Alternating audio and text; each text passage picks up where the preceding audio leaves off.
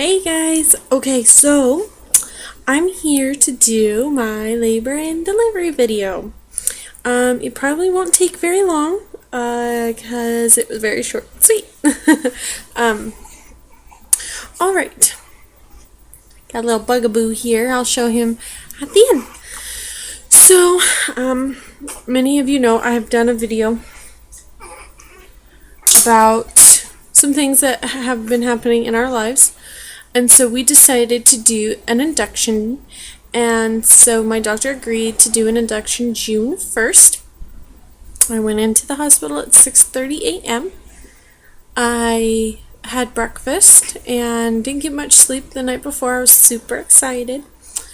I even took a very long hot bath, just relaxed. The husband and I both did. He started his maternity leave he had Wednesday, Thursday off, and then started his paternity leave that day. So, went in at 6:30, and by 8:30 they had me all hooked up, monitors, IV. I wasn't bedbound, so I was up walking around, bouncing on a ball. As soon as the Pitocin started, my contractions were about every 5 minutes apart for a while. And then basically I just walked. I went to the bathroom a lot. I was drinking water a lot. I did the ball. They kept upping the Pitocin every hour. And my contractions got to be about 2 minutes apart or less by noon. And at that point, they broke my water at 12:30. And I got an epidural, which went really well this time around until the end, and I'll get to that.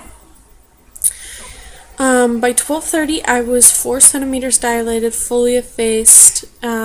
Everything was looking good except for dilation.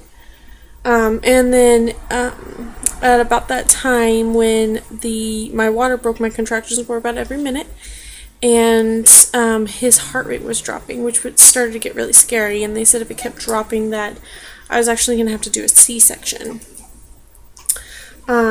So then, let's see, I'm trying to remember. At about 2:30 they checked me, and I was a 5. And at 4 they came in. No, it was like 4:30 they came in, and I was a 5 again. I was 5 still. They're like, well, you haven't progressed, so we're going to up the Pitocin some more and see where this goes. So they upped it. It's two dials, I guess is what you call it. And at that point, I could feel everything, and all of a sudden I could feel lots of pressure, and I actually ended up feeling myself poop, and I was like, oh my god, I'm pooping, and I was very embarrassed. But the nurse kept reassuring me, you know what, you're not the only one, don't let it bother you, who cares, you're having a beautiful baby. So that was at about 5 o'clock, and I went from a 5 to 10 centimeters and had a baby at 5:22. So, I could feel that I needed to push. My doctor was getting ready. She was in front of me. She said, go ahead, push. So I had one push, and she's like, okay, well, there's the head. And she had just put that drape over her, and was getting her gloves on, and I pushed again, and he came out. So she didn't even have time to put a glove on to catch him, and I even caught him myself. Like, I was like, oh my god, and I reached out and grabbed him, and we figured out why his heart rate kept dropping. He it wasn't all the way around his neck, but it was like underneath his arm and then around the neck. So they're assuming that every time I had a contraction, his body was being squeezed and the umbilical cord was being squeezed in his armpit, and it was cutting off that circulation. Cord clamping was delayed, not very long, because there are some things that can go wrong in my case. so it wasn't that long.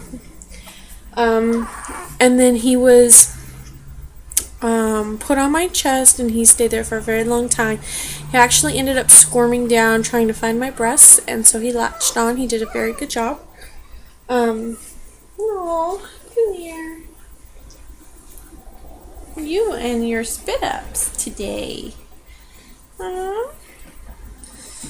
And look at it. Oh, my baby. Oh, oh, look at that face.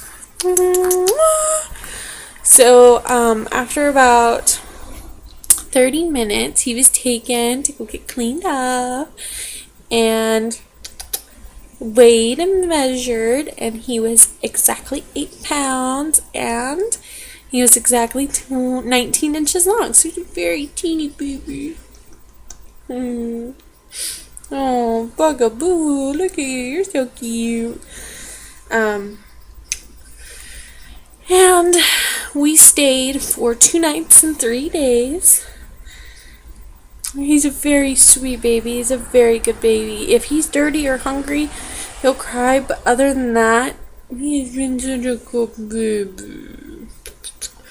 So that is my labor and delivery story. It's nothing fancy. It's quick and I would say easy. I feel very blessed that I got a very good labor and delivery story. And I only required a few stitches only because I had torn before with previous children. I did want to mention a couple of instances that kind of just threw us a little bit of an emotional curveball. His labor and delivery room was the same room I had Noah in. And no, I didn't say anything, just because I needed to come to peace with that, and I figured having a good memory in the same place that I had a bad memory would help. And then we were put in our recovery room, or our stay room. It was the same room that I also stayed in with Devin and Elizabeth, which was crazy. I could not believe it. Room 2. I just couldn't believe it. So, oh, my little sugar bug. So, as of now, from the hospital we left, he was 7'9". His 2-day checkup, he was 7 pounds 6 ounces. On his 2-week checkup, he was 7 pounds 11 ounces.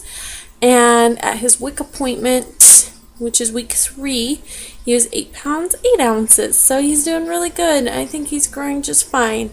He is on breast milk and formula.